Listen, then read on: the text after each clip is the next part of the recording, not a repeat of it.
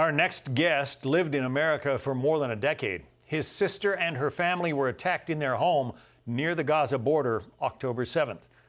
Her husband and child were killed. She and their 3 other children are being held captive at the hands of the Hamas terrorists.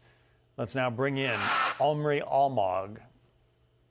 Your sister, your sister, we know, was captured by Hamas. Have you had any word from her or the other 3 children? No, of course not. You have to keep in mind we are in war, and my sister and the 3 kids was missing for over 9 days from this situation on October 7th. Then they moved from missing to kidnapped. We don't know anything. The kids moved out from beds that morning with the mother. The older daughter is murdered at the house. The husband, my brother-in-law, murdered at the house.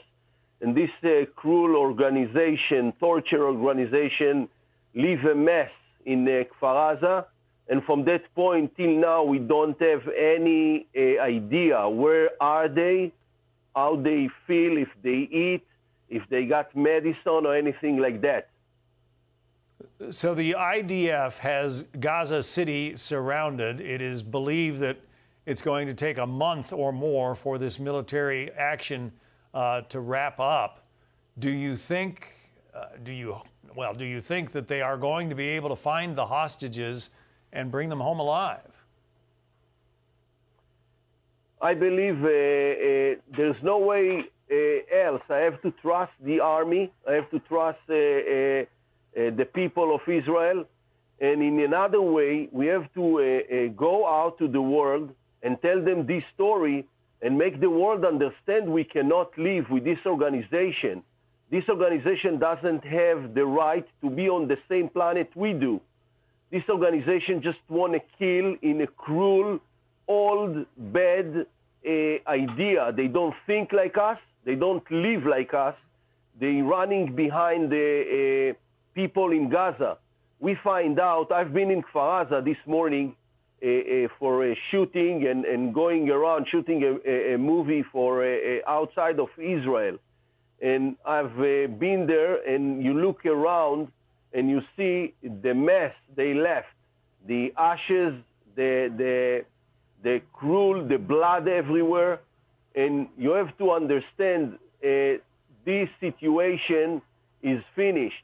The Hamas will not go back to Gaza. And the world need to understand what we have here, it's the same photos and pictures as the Holocaust. Is the same situation. Yeah. 1,400 people lost his life that day, and we have to fight back and finish this regime. The Iranian people and the Hezbollah at the north also support them.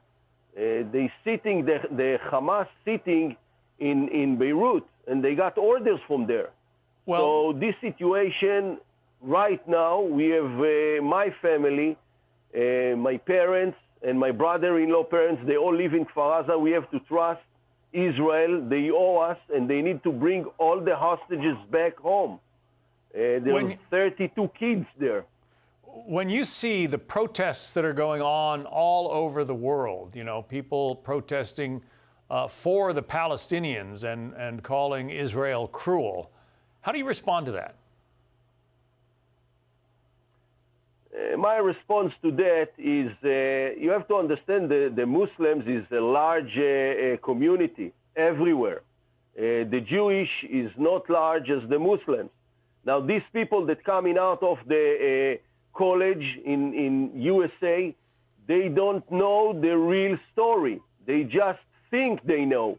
And we need to go out. I go out actually, not tomorrow, the next day, to Europe to explain people in NATO and in Europe the situation. I have a story. I have photos. I know what happens there. These people that goes out, they don't. And the Israel need to go out and explain explain. The foreign minister of Israel and the people in Israel need Your to go sister- out and explain the world.